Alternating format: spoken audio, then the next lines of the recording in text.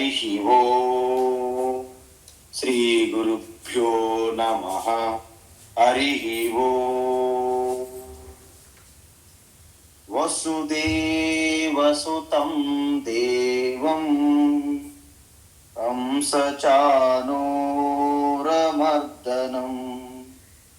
దేవకీ పరమానందం కృష్ణం వందే జగద్గురుం.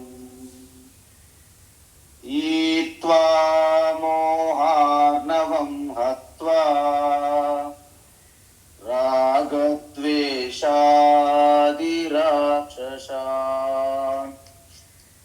సీతా శాంతి సమాయుక్తా ఆత్మారామో విరాజతే. ఆత్మారామో విరాజతే. ఆత్మస్వరూప బంధుగణ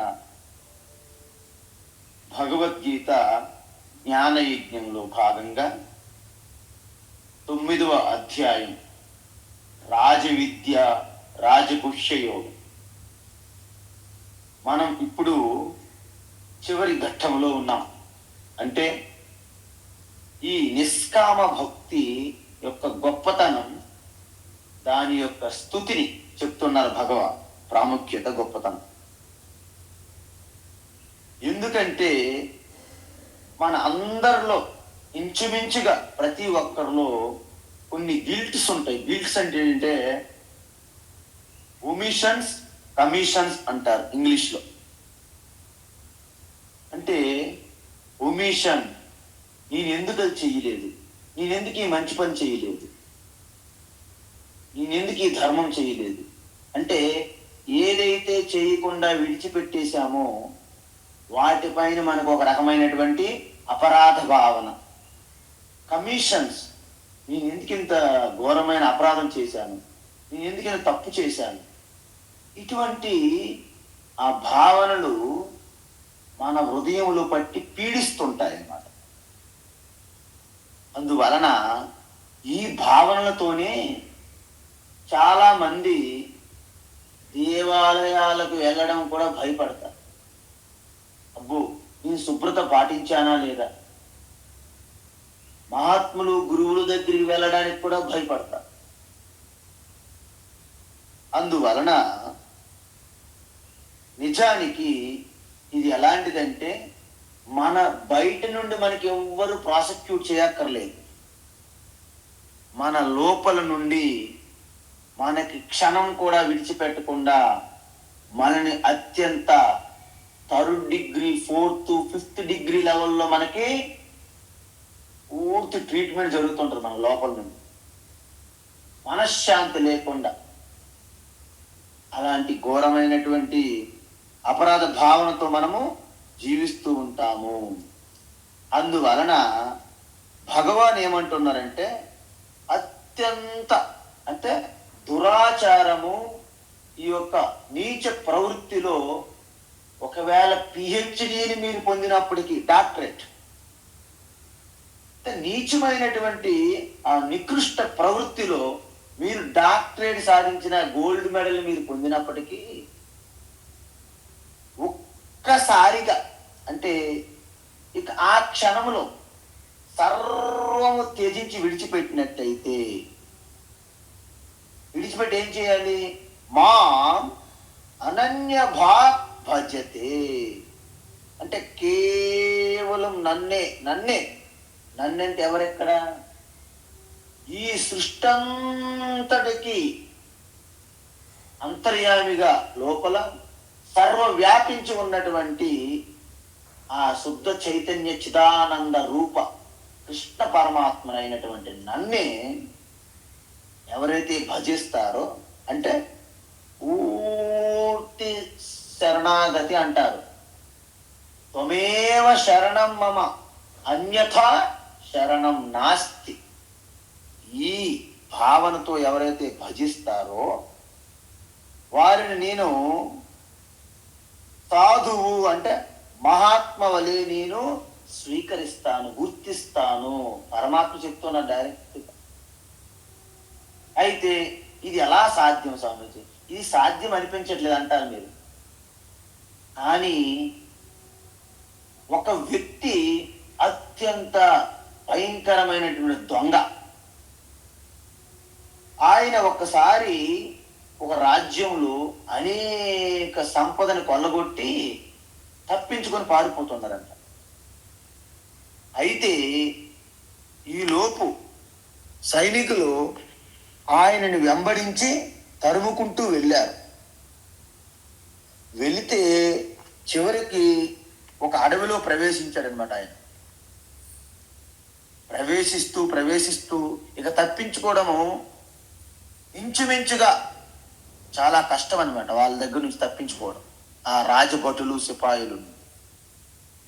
అయితే అంత దూరంలో ఒక చిన్న కుటీరంలాగా ఉన్నదంట అడవిలో. అక్కడ బయట ఆ కాషాయ వస్త్రములు ఆరవేసి ఉన్నాయన్నమాట. అక్కడ అంటే మామూలుగా ఉతికారు, ఆరబెట్టారు. అక్కడ వెంటనే వెళ్ళి చూశాడు, అక్కడ ఎవరు లేరు.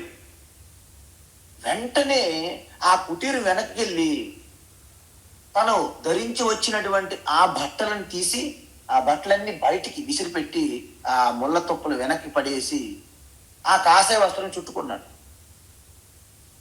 అక్కడే ఉన్నటువంటి విభూతి మొత్తం ముఖంకి ఒంటికి రాసుకొని ఒక ఆసనంలో అక్కడ కూర్చొని ఓ ప్రణవనాలు జపం చేస్తున్నాడు. సాధన మొత్తం కాషాయాంబరం ధరించి ఆ యొక్క విభూతి రాసుకొని జపంలో ఉండేసరికి ఈలోగా భటులు అక్కడ చేరుకొని అంత చూస్తున్నారు. ఈయన చూసి అమ్మో మహాత్ములు ఇక్కడ ఏదో జపము ధ్యానం చేస్తున్నారు కాబట్టి అందరూ కూడా వచ్చి ఒక్కొక్కరు సాష్టాంగ దండ ప్రమాణం చేసుకుంటూ వెళ్ళిపోతున్నారన్నమాట. కొంత సమయం అయ్యేసరికి ఆ దగ్గరలో ఉన్న నది తటాకానికి వెళ్ళి ఆ కుటీరములో ఉంటున్నటువంటి సాధువు వచ్చారు. వచ్చేసరికి మన స్వామి, డూప్లికేట్ స్వామి చూశారు. మహాప్రభు అని ఆ యొక్క మహాత్ముని కాళ్ళ మీద పడ్డారు. ఈలోగా ఈ సిపాయిలు వెళ్ళిపోయారు. అయితే ఏమి జరిగిందని ఈ కథ వివరించారు ఆ మహాత్మునికి. అప్పుడు అనుకున్నారు, అబ్బో ఈ కాషాయ వస్త్రం ధరించకుండా నేను ఉంటే, విభూతి రాసుకోకుండా నేను ఉంటే నన్ను ఖచ్చితంగా వాళ్ళు ఇక్కడే నన్ను చంపేవారు. అంటే కాషాయ వస్త్రము ధరించి విభూతి రాసుకొని నేను సాధన చేస్తూ ఉండడం వలన సాధన చేస్తున్నట్లు నిజమైన సాధన కాదు అది. నన్ను దండించలేదు కాక నాకు నమస్కరించి వెళ్ళారు కదా, అదే నేను నిజంగానే సర్వం త్యాగం చేసి ఈ సన్యాసాశ్రమాన్ని స్వీకరించి అత్యంత నిష్ఠతో సాధన చేస్తే ఎంత గొప్ప జీవితమో అనుకున్నాడు. ఆ క్షణములోనే ఆ గురువు గారి యొక్క పాదములు గట్టిగా పట్టుకొని అన్యతా శరణం నాస్తి, ఇంకెక్కడ నాకు ఆశ్రయం లేదు ప్రభో, త్వమేవ శరణం మమ, మీరే నాకు ఆశ్రయం అని చెప్పి ఆ గురువు గారిని ప్రార్థిస్తే ఆయనకి సాధన విషయంలో సహకరించారు. అప్పటి నుండి ఆయన ఒకప్పుడు దొంగడు తప్ప ఇప్పుడు చాలా గొప్ప పెద్ద మహాత్ములుగా తయారయ్యారు. అంటే మీకు అర్థమైంది కదా, ఎంత దురాచారి అయినప్పటికీ, దుర్మార్గులైనప్పటికీ, నీచమైన నికృష్ట ప్రవృత్తిలో ఉన్నప్పటికీ ఒక్కసారిగా అవన్నీ డ్రాప్ చేయగలిగితే, విడిచిపెట్టగలిగితే, కేవలం ఏక పరమాత్మ చింతనలో మీరు నిమగ్నం అవ్వగలిగితే మీరు మహాత్ములైపోయారు. ఇంకా మళ్ళీ అంతకు ముందు జరిగినటువంటి ప్రవృత్తిని మీరు గుర్తు చేసుకోవాల్సిన అవసరం లేదు, అది మీది కాదు.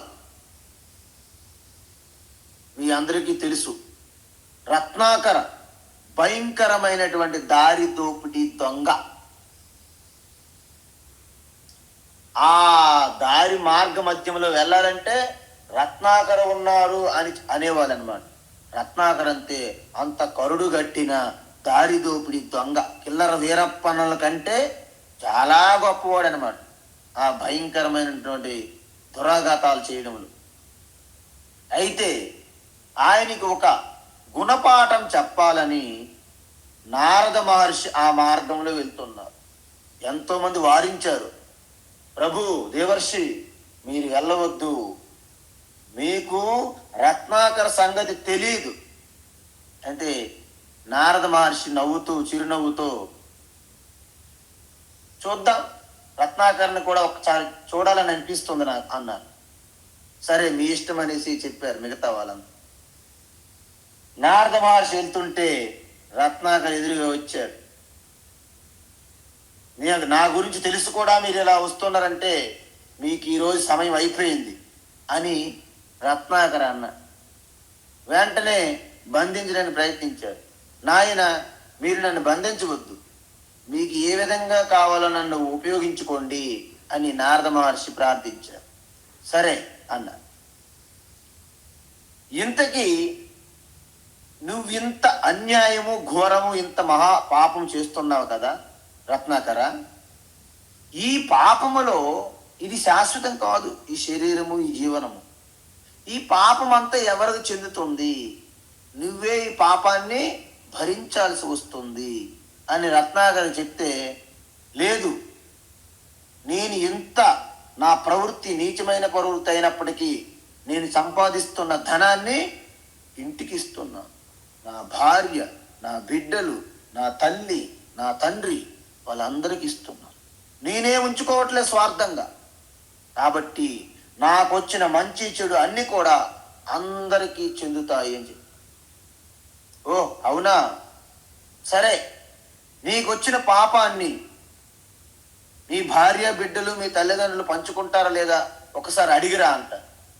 నో కుదరదు, నేను ఇంటికి వెళ్తే మీరు తప్పించుకు వెళ్ళిపోవాలని చూస్తున్నారు అంట. లేదు నాయన, నీ వచ్చినంత వరకు నేను ఇక్కడే ఉంటాను. నాకు నారాయణ బ్రహ్మ మహాదేవ్ పిలిచినప్పటికి కూడా నేను వెళ్ళను, ఎందుకంటే నీకు నేను ప్రతిజ్ఞ చేస్తున్నాను అని ప్రామిస్ అన్నారు. వెంటనే రత్నాకర్ ఇంటికి వెళ్ళారు.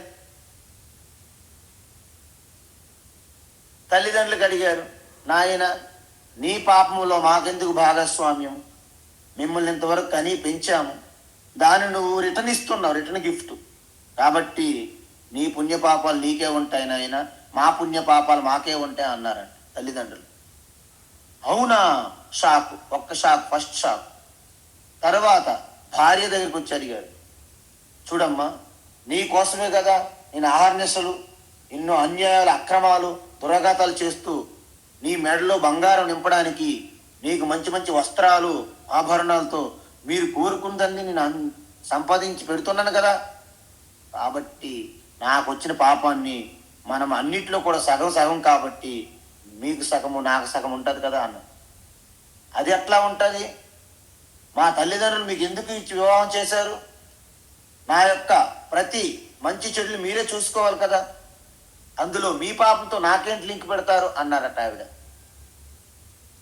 ఇంత మోసమా, సరే ఇంత మోసమైనప్పటికీ మన బిడ్డలు ఉన్నారు కదా, వారు ఖచ్చితంగా నా పాపాన్ని పంచుకుంటారు అని బిడ్డలను అడిగారండి. వారు కూడా అలాగే చెప్పారు, మమ్మల్ని పోషించి రక్షించాలని బాధ్యత నీది, అందులో మీ పాపాన్ని మాకిస్తారేంటి అన్నారండి బిడ్డలు. చాలా బాగుంది, నా కుటుంబమే సర్వస్వం అనుకున్నానే, మీ ఇంత ఘోరాలు నేరాలు చేశానే, ఏ ఒక్కరు కూడా నాతో ఆ పాపాన్ని పంచుకోవడం రావట్లేదు. ఆ నారద మహర్షి చెప్పారు, అయినా నేను వినలేదు అని వెంటనే వచ్చి నారద మహర్షి కాలు చాలా గట్టిగా పట్టుకొని వెంటనే నారద మహర్షి, చూడు నాయన ఇది జీవిత రహస్యం అని చెప్తే, ప్రభు నాకు ఈ జీవితం వద్దు, నేను మొత్తం విడిచిపెట్టేశాను, నాకు తల్లి లేదు, తండ్రి లేదు, భార్య లేదు, బిడ్డలు లేదు, అసలు ఈ ప్రపంచమే నాకు సంబంధం లేదు. ఇప్పుడు నా తక్షణ కర్తవ్యం ఏమిటి? ఉపదేశించుము. ఉపదేశం కాదు, ముందు ఆదేశించుము అన్నారన్నమాట రత్నాకర్. రత్నాకర్లో అప్పటికప్పుడు వచ్చినటువంటి ఆ మార్పు, ఒక్కసారి మార్పు వచ్చింది కదండి, ఆ మార్పునే సమ్యక్ వ్యవసిత అంటారు. అంటే ఒక్కసారి జీవితంలో ఒక నిర్ణయం తీసుకోవాలి. అందుకే భీష్మ పితామహ లాంటి వారికి కూడా మొట్టికాయలు పడ్డాయి ఆఖరి జీవితంలో. కృష్ణ పరమాత్మ మొట్టికాయలు వేశారు. ఎందుకంటే మీరు ధర్మము ధర్మము అనే పేరుతో ఒక సొంత నిర్ణయానికి దూరం అయిపోయారు. మీరు ఆ దుర్మార్గులు అజ్ఞానుల చేతులు కీలుబొమ్మ అయిపోయి మీ నిర్ణయం మంచి నిర్ణయాన్ని తీసుకోలేదు, అది కూడా మీకు అధర్మం కిందే పరిగణించబడుతుంది అని భగవాన్ చెప్పారు భీష్మ పితామహం. అందువలన ఆ యొక్క అద్భుతమైనటువంటి నిర్ణయం తీసుకోవడం వలనే ఆ క్షణము నుండి నువ్వు మహాత్ము సాధువుగా నేను పరిగణిస్తున్నాను అని దేవర్షి నారద అన్నారు. వెంటనే ఆయనకి, మహర్షి నాకు ఏదైనా ఉపదేశం చెయ్యండి, ఎందుకంటే నాకేం తెలియదు, నేను ఎప్పుడు ఇతరులను హింసించడము భయపడడం తప్ప నాకు వేరే సాధన ఏం లేదు నాకు అంటే, అప్పుడు ఇంకేముంది, శుద్ధ బ్రహ్మ పరాత్పర రామ, రామ తారక ఆ మంత్రాన్ని, రామ అనే దాన్ని ఉపదేశించడం వలన రామలో ఏమీ లేనిది లేదు, సర్వము వేద తత్వమంతా కూడా సార సంగ్రహంగా రామలోని నిండి ఉన్నది, ఓంకారం వలె. అందువలన అప్పుడు ఆ రామ రామ అంటే మన వాళ్ళు చెప్తారు, రామ కూడా రివర్స్లో అన్నాడు మర అని. అంటే చూడండి, అక్కడ మర రామ అనేది ఇంపార్టెంట్ కాదు, కేవలము మహర్షి ఉపదేశించినటువంటి ఆ విషయంలో నిమగ్నం అయిపోయారు. ఆయన పూర్తిగా లయమైపోయారు, కరిగిపోయారనమాట ఆయన వ్యక్తిత్వం. ఆ విధంగా తన తపస్సులో లీనమైనప్పుడు తన పైన పుట్టలుగా అలాగ వచ్చినప్పటికీ ఆ పుట్టలకే వాల్మీకము అంటారు. అందుకే అప్పటి నుండి ఆయనను వాల్మీకి మహర్షి అన్నారు. ఎంతటి గొప్పటి మహర్షి అండి, అద్భుతమైనటువంటి బ్రహ్మర్షిగా మారారు. ఈరోజు భారతీయ సనాతన ధర్మానికి 2 మూల స్తంభాలుగా ఉన్నారంటే వారు, ఒకరు బ్రహ్మర్షి వాల్మీకి, 2 బ్రహ్మర్షి వ్యాస. వీరిద్దరూ అందించినటువంటి ఆ తత్వజ్ఞానము అద్భుతము. దాని గురించి ఎవ్వరు కూడాను ఎంత మాట్లాడినా తక్కువే అవుతుంది. అది మన రత్నాకర యొక్క సంగతి. ఈ విధంగా అనేక మంది అప్పటికప్పుడు సర్వం జార విడిచి ఒక్కసారి ఇటువైపు తిరిగితే మీరు సాధురేవ మంతవ్య. మీకు ఇంతకుముందు చెప్పాం, అరబిందో ఆయన భారతీయ సనాతన ధర్మంకి ఎట్టి పరిస్థితుల్లో అంటకూడదు, ఆయన మీద అక్కడ ఆ ప్రభావం పడకూడదని లండన్లో పెట్టారు. లండన్లో కూడా భారతదేశ స్వతంత్ర ఉద్యమ విషయాలు అక్కడ వింటూ, నా దేశం గురించి తెలుసుకోవాలంటే నేను దేశం వెళ్ళాల్సిందే అని ఇక్కడికి వచ్చి స్వతంత్ర ఉద్యమాల్లో పాల్గొంటూ చివరికి పాండిచ్చేరి వెళ్ళి తప్పించుకొని బ్రిటిష్ వాళ్ళ దగ్గర తప్పించుకుంటూ వెళ్ళి అక్కడ మహాయోగిగా మారిపోయి అన్ని విడిచిపెట్టేశారు ఒక్కసారి. ఈ విధంగా ఎవరైతే ఒక్కసారిగా తన పూర్వ ప్రవృత్తిని విడిచిపెట్టి కేవలం ఏక చింతనతో ఎవరైతే ఆ ఈశ్వర చింతనలో నిమగ్నమవుతారో వారు సాధురేవస మంతవ్య, వాళ్ళని నేను సాధువుగానే పరిగణిస్తాను.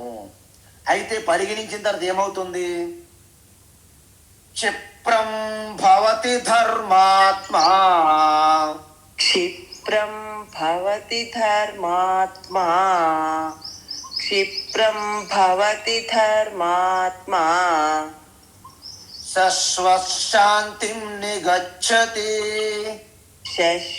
శాంతిం నిగచ్చతి, శశ్వచ్ఛాంతిం నిగచ్చతి. కౌంతేయ ప్రతిజానీహి కౌంతేయ ప్రతిజానీహి. కౌంతేయ ప్రతిజానీహి. న మే భక్త ప్రణశ్యతి. న మే భక్తః ప్రణశ్యతి. న మే భక్తః ప్రణశ్యతి. క్షిప్రం భవతి ధర్మాత్మా శశ్వశాంతిం నిగచ్చతి. క్షిప్రం భవతి ధర్మాత్మా శశ్వశ్చాంతిం నిగచ్చతి. క్షిప్రం భవతి ధర్మాత్మా శశ్వశ్చాంతిం నిగచ్చతి. కౌంతేయ ప్రతిజానీహి న మే భక్త ప్రణశ్యతి. కౌంతేయ ప్రతిజానీహి న మే భక్తః ప్రణశ్యతి.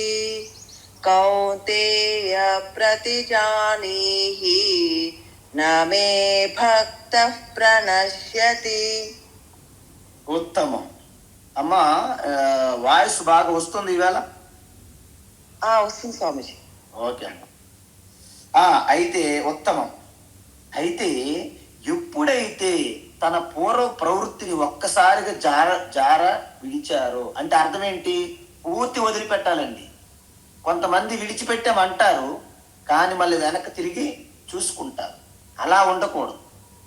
ఒక్కసారి మన చేతిలో బాగా కాలిపోతున్నట్టు ఉడికినటువంటి బంగాళదుంప, చేతిలో ఉన్నటువంటి బంగాళదుంపని ఒక్కసారి మనం జార విడిచేస్తాం. ఎందుకు? చేయి కాలిపోతుంది. అబ్బో కేజీ 80 రూపాయలు 90 రూపాయలని ఆలోచించరు, ఎందుకని చేయి కాలిపోతుంది. అందువలన మన ముందు యొక్క ప్రవృత్తిని పూర్తిగా విడిచిపెట్టేస్తారు. విడిచిపెట్టి కేవలం అనంత ఆనందం, తరగని శాంతి, పరమశాంతి, అక్కడే మీకు శాశ్వతమైనటువంటి భద్రత, మీ జీవిత లక్ష్యం ఆ పరమాత్మ ఒడిలో ఉండడం అనేది. ఇక మిగతావన్నీ కూడా మళ్ళీ వెనక్కి తీసుకురాకూడదు. ఎలా? మనకు వామిటింగ్ అయింది, వాంతి, వాష్ బేసిన్లో అంతా క్లీన్ చేయిస్తాం, మళ్ళీ ఏమున్నదో దాంట్లో వెనక్కి చూస్తామండి? చూడం. ఆ విధంగా విడిచిపెడితే క్షిప్రం భవతి ధర్మాత్మ. అయితే ఎప్పుడో మహాత్మ అవుతారు కాదంట, ఇమ్మీడియట్లీ, ఇన్స్టెంట్గా ధర్మాత్మగా మారిపోతారు. ఎందుకు అంటే ఆత్మ అంటే ధర్మాత్మ అన్నాం కదా. ఆత్మ అంటే ఇక్కడ మన మనస్సు, ధర్మాత్మ అంటే అర్థ కామాల కన్నా ధర్మానికే ఎక్కువ ప్రాధాన్యత ఇచ్చే వ్యక్తి అని అర్థం. అందుకే చూడండి, వాళ్ళు ధర్మాత్ములండి అంటే కేవలము తనేదో భోగాలు అనుభవించడానికి, సంపదలు కూడబెట్టుకోవడానికి కాకుండా ఎదుటి వారికి హెల్ప్ చేస్తారు, సహాయం చేస్తారు, ఆదుకుంటారు, రక్షణ కల్పిస్తారు. మాట సాయంలోను ఏదైనా సరే, ఒక వస్తువులు, ద్రవ్యమో, మాటో, ఆలోచనో ఏదో ఒక రకంగా వాళ్ళకి అభయహస్తం ప్రదానం చేసేవారు అందరూ కూడా ధర్మాత్ములు అంటారు. అందువలన అర్థకామాలను పూర్తిగా వదులుకోవడమని కాదు, వాటి గురించి పెద్దగా విలువ ఇవ్వరు. ఎందుకు? అవి అంతా కూడా ఒక యాడింగ్. చూడండి, భోజనం చేశారంటారు కానీ ఏమండి పికిల్ తిన్నారా, రసం తాగారా, ఇలాగెవరు అడగరు. అంటే అర్థం ఏంటి? భోజనం అనేది ముఖ్యము. సైడ్ డిషెస్ ఉంటాయి, ఆ పికిల్స్, ఏమైనా ఆవకాయ అని, అవన్నీ ఎక్స్ట్రా. అంటే ఇక్కడ వీళ్ళకి ఏంటంటే కేవలము పరమాత్మ దర్శనము, పరమాత్మ తత్వ చింతన, అది ప్రాధాన్యం. మిగతావన్నీ కోరికలు, సంపదలు, పేరు ప్రతిష్టలు అన్నీ సెకండరీ అన్నమాట. అంటే ఆవకాయలాగా, పికిల్లాగా. సో అందువలన ఎప్పుడైతే ఒక్కసారి అవన్నీ విడిచిపెట్టారో ఆ విధంగా ఆ విలువలు అంటే ధర్మం కోసం పాటుపడుతూ ఆ ధర్మంలో నిష్ఠ సాధించిన తర్వాతనే ఆ పరమాత్మ స్వరూపములోకి నిలిచి ఉండడమే మోక్షము అంటారు కదా. అందువలన క్షిప్రం అంటే అతి త్వరలోనే అప్పటికప్పుడే. ఎందుకు ఇక్కడ అర్థార్థి ఆర్థ నుండి జిజ్ఞాసలోకి వచ్చారు. జిజ్ఞాస భక్తికి అంటే ఏంటి? అతి త్వరలోనే పరమాత్మ తత్వం తెలుసుకొని పరమాత్మ నిష్టలో ఉంటారు. కాబట్టి జిజ్ఞాస భక్తికి ఎదిగితే చాలు, ఇక చివరికి మీరు చేరుకున్నట్లే. అందుకే చూడండి, మన వాళ్ళు ఫైనల్కి సెమీఫైనల్ దాటిపోయారు అనుకోండి, ఇక ఆ ఫైనల్ స్థితికి చేరుకుంటారు. అందువలన జ్ఞానీ భక్తి జిజ్ఞాస భక్తుల కంటే అతి దగ్గరలో ఉన్నట్టు అర్థం అనమాట. అందుకే చూడండి, ఉద్ధవ, అర్జున వీళ్ళందరూ కూడా ఆ జిజ్ఞాస భక్తులుగా ఉన్నారు. అందుకే పరమాత్మని పదే పదే ప్రశ్నించి తెలుసుకున్నారనమాట. ఎందుకు? ఆ యొక్క ఈశ్వర స్వరూప తత్వం మీద వాళ్ళకి విపరీతమైనటువంటి ఆ ఇచ్చ, తీవ్రమైనటువంటి కోరిక. ఎందుకంటే వాళ్ళకి శాంతి, భద్రత, ఆనందము బయట లేవు. అవి కేవలం వాటన్నింటికి ఒక అనంత స్వరూపంగా ఉన్న పరమాత్మలోనే ఉన్నాయి. అవి ఏంటి? శాంతి, భద్రత, ఆనందము తరగని అనంతంగా ఎవరి దగ్గర ఉన్నాయి? ఈశ్వర వద్ద. కాబట్టి ఆయన్ని మనం పట్టుకోవాలి. ఇక్కడ ఈశ్వర అంటే ఏంటంటే భక్తి పరంగా ఈశ్వర అంటారు, కానీ ఈ తత్వం ప్రకారంలో మనం చూస్తే దాన్నే ఆత్మ, పరమాత్మ, బ్రహ్మ అంటారు. అంటే ఇక్కడ బ్రహ్మ అంటే రెండు రకాలు తీసుకోవాలి. మీరు ముందే చెప్పాను నేను. బ్రహ్మ అంటే చతుర్ముఖ బ్రహ్మ, బ్రహ్మ అంటే పరమాత్మ. అంటే చతుర్ముఖ బ్రహ్మ, విష్ణు, శివ వీ ముగ్గురు కూడా సగుణ పరమాత్మ స్వరూపాలు. వీరి కంటే ఇంకా ఉన్నతమైన ఉత్కృష్టమైనటువంటి స్థితిని శుద్ధ చైతన్య బ్రహ్మ, శుద్ధ బ్రహ్మ పరాత్పర రామ, అది మీరు అర్థం చేసుకోవాలి ఇక్కడ. అందువలన బ్రహ్మ సూత్రాల్లో ఏం చెప్తారంటే అథాతో బ్రహ్మ జిజ్ఞాస, మొట్టమొదటి సూత్రం బ్రహ్మ సూత్రాలు. మీరు అంటారు కదా బ్రహ్మ సూత్రాలు అనగాన అది ఏదో బాగుందండి, అది చదివేయాలి అనుకుంటారు మనోళ్ళు. బ్రహ్మ సూత్రాలు అంటే ఏమి కాదండి, ఉపనిషత్తులు భగవద్గీతలో ఏదైతే చెప్పారో వాటిపైన ఇంకా డౌట్స్, సందేహాలు ఉన్నాయనుకుంటే వాటిని మరింత లోతుకి వెళ్ళి ఒక కోర్టు లాగా ఆర్గ్యుమెంట్లు చేసుకుంటూ అల్టిమేట్ నిర్ణయించడాన్ని బ్రహ్మసూత్రాలు అంటారు. కాబట్టి బ్రహ్మను తెలుసుకోవాలన్న జిజ్ఞాస ముందు మనకి కలగాలి. ఎప్పుడైతే ఆ జిజ్ఞాస మీకు, ఆ కోరిక, తీవ్ర కోరిక మీలో కలుగుతుందో, యమే వైష వృణుతే తేన లభ్య తశైష ఆత్మ వివృణుతే తనుం స్వాం అన్నారు ఉపనిషత్తులు. అంటే ఎవరికైతే పిచ్చి అయిపోవాలండి. పిచ్చి అంటే మామూలుగా ఇది బయట మానసికంగా రోగం కాదు. పిచ్చి అంటే ఏంటంటే కేవలము ఆ ఆత్మ, పరమాత్మ తత్వం తప్ప ఇంకా దేంతో కూడా మీరు ఉండలేరు. మా గురువు గారు అంటారు, స్వామి తత్వవేదాన సరస్వతి వారు, if you are not become a mad to know the truth, you never comes to know the truth. ఎందుకు? మనం చాలా స్మార్ట్ గా యాక్ట్ చేస్తాం. మన దగ్గర చాలా వ్యక్తులు ఉంటారు చుట్టూ, ఓబీటీకే, ఏబీటీకే, అబ్బా ఈ వ్యవహారం కూడా సూపరు, ఆధ్యాత్మం కూడా సూపరు, రెండు సూపరు, గోడ మీద పిల్లిలాగా అటు ఇటు రెండు వైపులు చూస్తుంటా. అయితే అలా ఉండండి మొదట ఆరంభంలో, పర్వాలేదు. కానీ అల్టిమేట్గా మీరు ఏది సాధించాలన్నా, అంటే లౌకిక విషయాలైనా, ఆధ్యాత్మిక విషయాలైనా, ఆధ్యాత్మిక జీవితమైనా, లౌకిక జీవితమైనా 100% మీరు ఏకాగ్రతతో ఒక తపస్సుగా చేయకపోతే మీరు సాధించలేరు. అందువలన మీరు if you want to know the truth, you just become the mad to know the truth. If you are a smarter, కొంతమంది స్మార్ట్గా యాక్ట్ చేస్తారు తెలుసుకోవాలని ఏమైనా. So if you are a smart person to know the truth will become 1000 times more than, better than, smarter than you. అంటే మనలో కపటత్వము మిథ్యాచారత్వంగా మీరు సత్యాన్ని తెలుసుకోలేరు.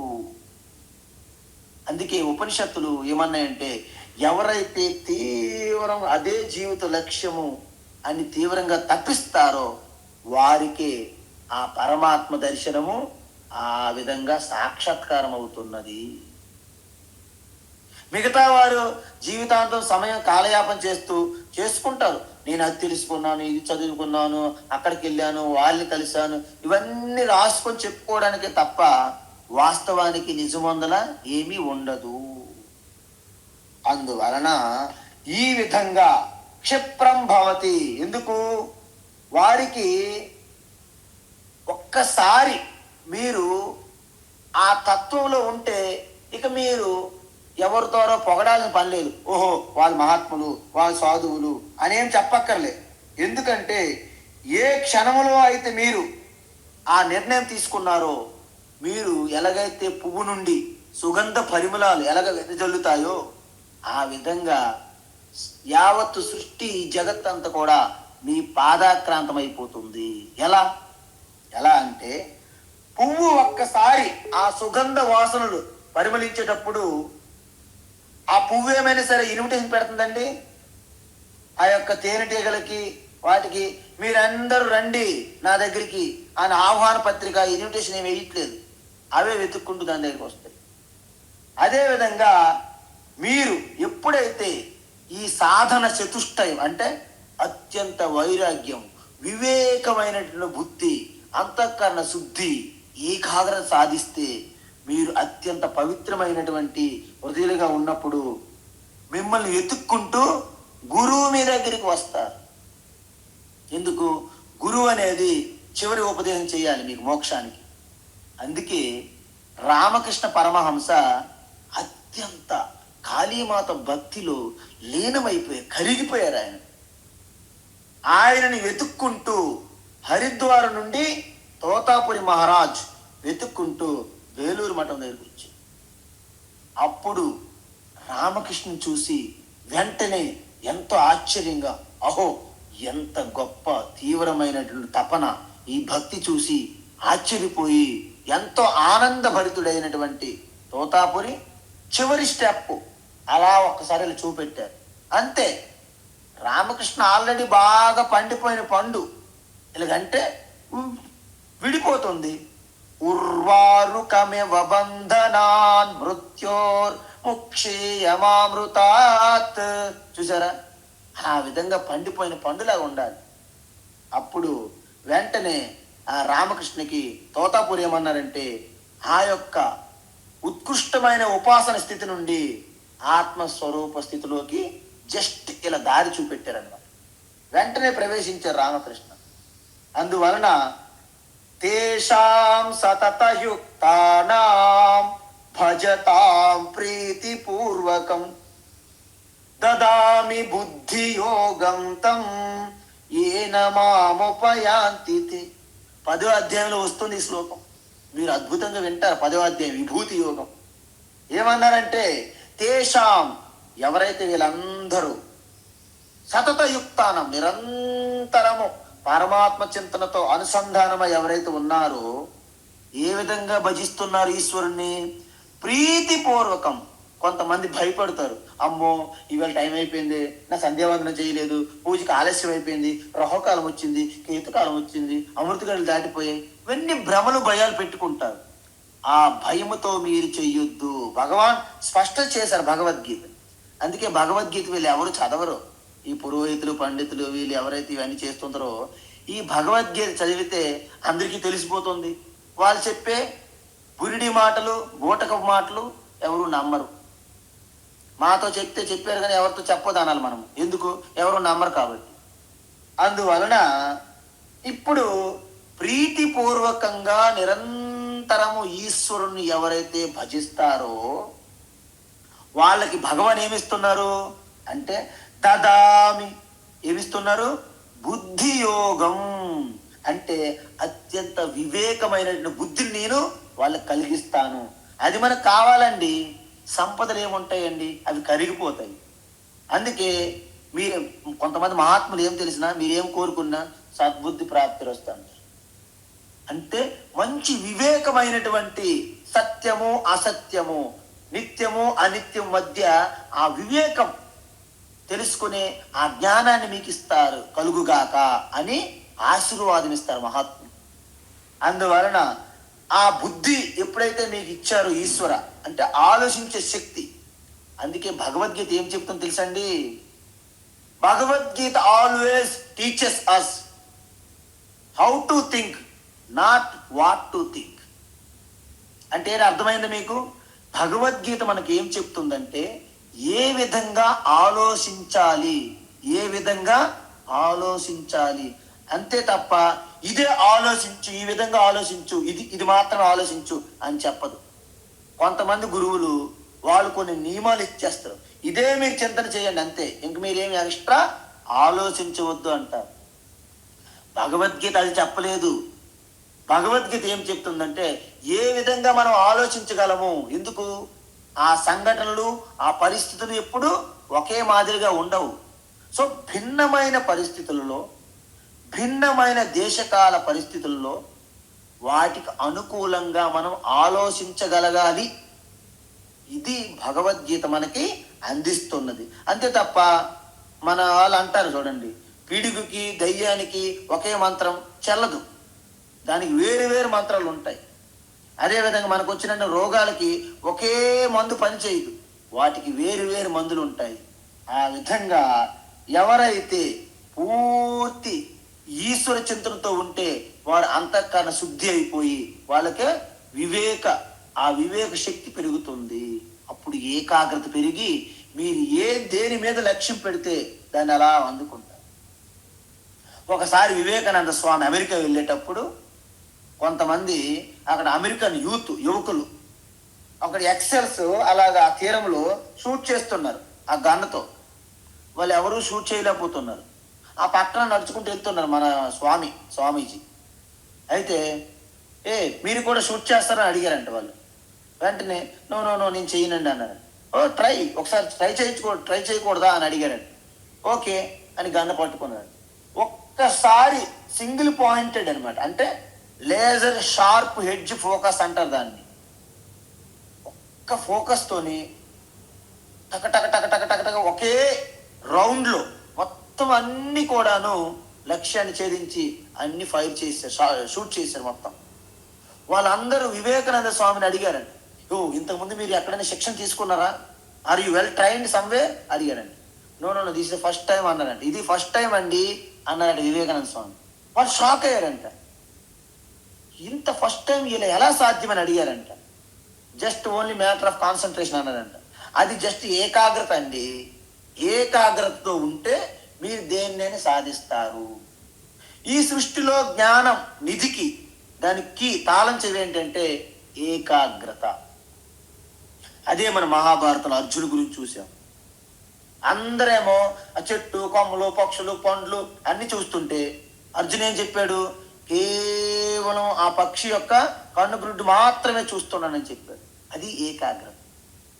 అందువలన అలాంటి ఏకాగ్రత ఉంటే మీరు ఇక ఆత్మదర్శన పరమాత్మని సాక్షాత్తు సూక్ష్మ దృష్టితో దర్శిస్తారు. అందుకే అలాంటి వాళ్ళు ఏమవుతుంది, జిజ్ఞాస భక్తుడిగా మారి ఇక పూర్తిగా నా స్వరూపములోనే కరిగిపోతారు. ఎలాగా? శాశ్వత్ నిగచ్చతి. శాశ్వత్ అంటే శాశ్వతమైన, శాంతి అంటే పరమశాంతి, అంటే పరమాత్మే కదా, అంటే పరమ పదం. విష్ణోహో పరమం పదం అంటారు ఉపనిషత్తులు. శాంతం శివం తత్పదం పరమం పదం అంటారు ఉపనిషత్తుల్లో. కాబట్టి ఆ యొక్క పరమశాంతిని, శాశ్వతమైన శాంతిని పొందుతారు. గతాసో నగతాసోంచ నాను శోచంతి పండిత. చూసారా? ఆ జ్ఞానం వల్ల మీకు ఏం కలుగుతుంది లాభము అంటే గత అగతానుసు, అంటే వచ్చేవాళ్ళు పోయేవాళ్ళు, వచ్చేవి పోయే వాటి గురించి మీరు భయపడరు, శోకించరు, దుఃఖించరు. అది మీలో కలిగే ఓ గొప్ప ప్రయోజనం అన్నమాట. అందువలన ఏ కౌంతేయ, ఏ కుంతి పుత్ర, నీకు నేను ప్రతిజ్ఞ చేస్తున్నాను, ప్రామిస్ చేస్తున్నాను. ఇది నా వాగ్దానం. గుర్తుపెట్టుకో, రికార్డ్ చేసుకో. ఏంటి? ఏ కౌంతేయ ప్రతిజానీహి. ప్రతిజాని అంటే నేను ఇచ్చిన మాటను నువ్వు అత్యంత శ్రద్ధాభక్తితో విశ్వసించు.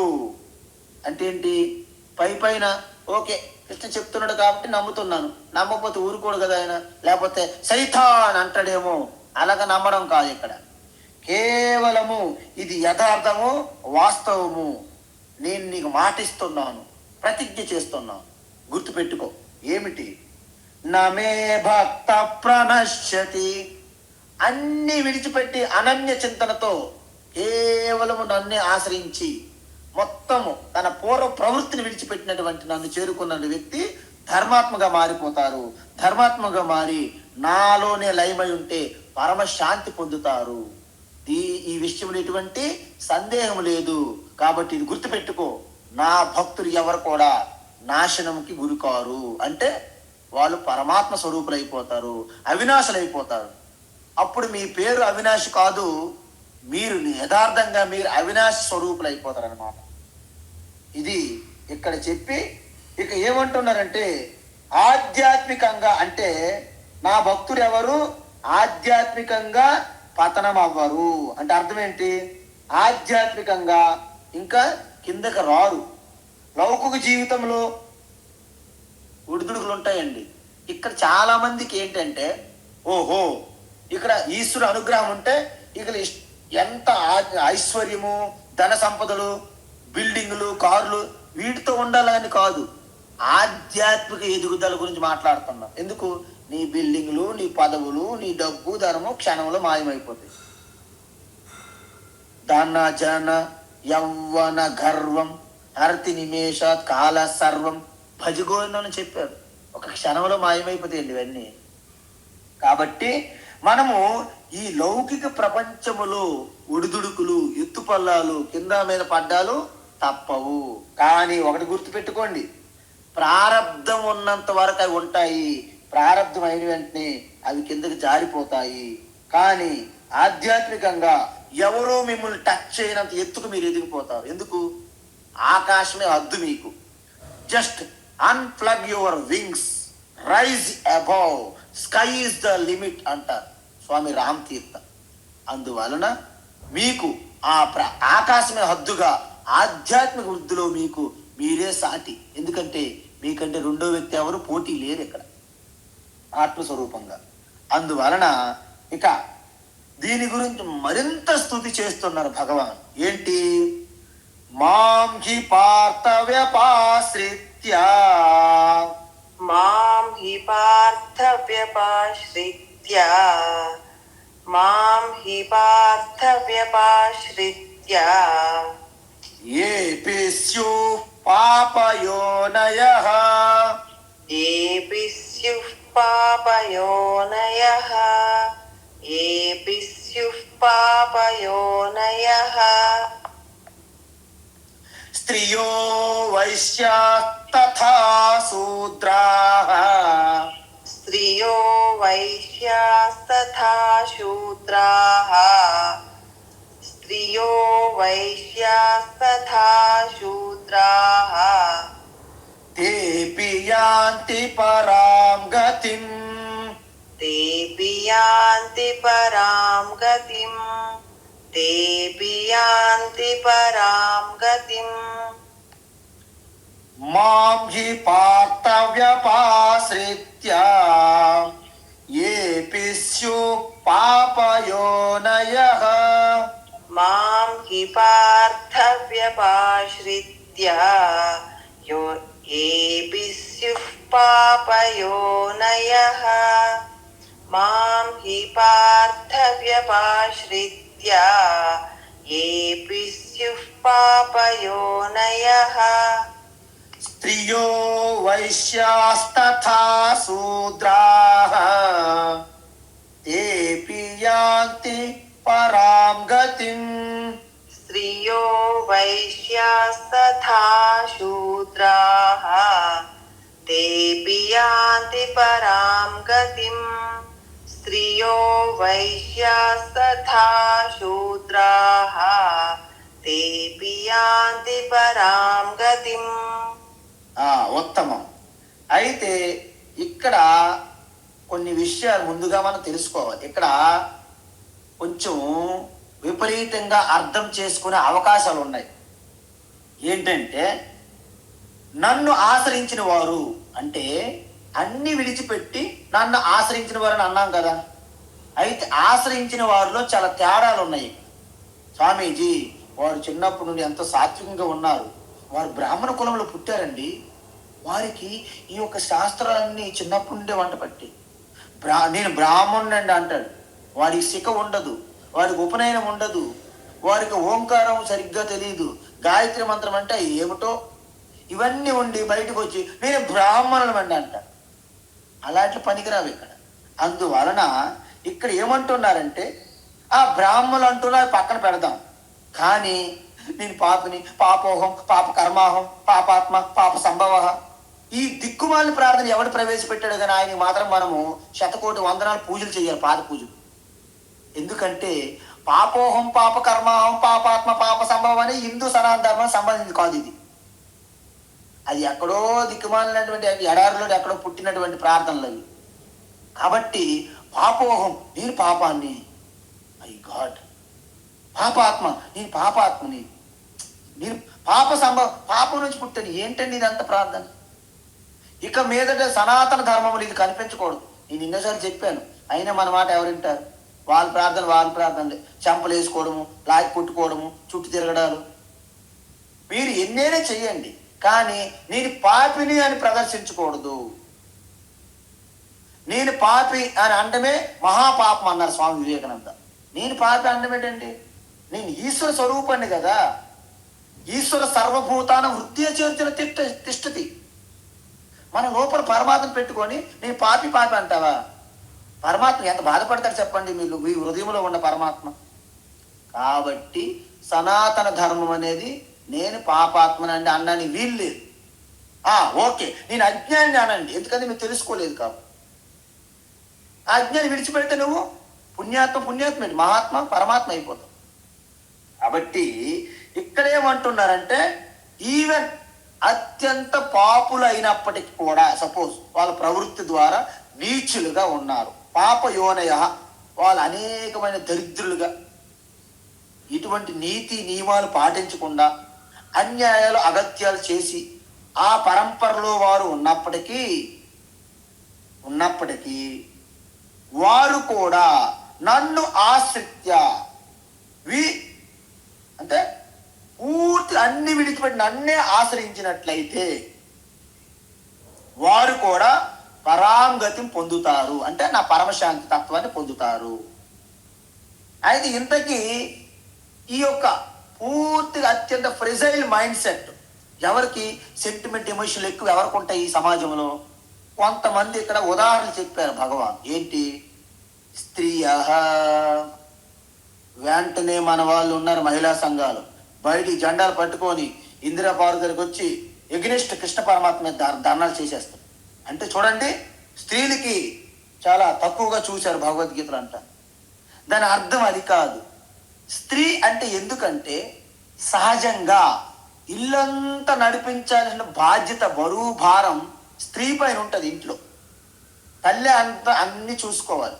ఇంటి పని, వంట పని, పెంట పని, పెరట పని, మార్కెట్ పని, అక్కడ ఉన్న నౌకర్లు, సేవకులు, సంతానము, భార్య, భర్త, తల్లిదండ్రులు, అత్తమామలు అందరినీ చూసుకుని బాధ్యత ఎవరికి ఉంటుంది? ముఖ్యము హెడ్ ఆఫ్ ది డిపార్ట్మెంట్ ఆ స్త్రీ, ఇంటికి మహాలక్ష్మి.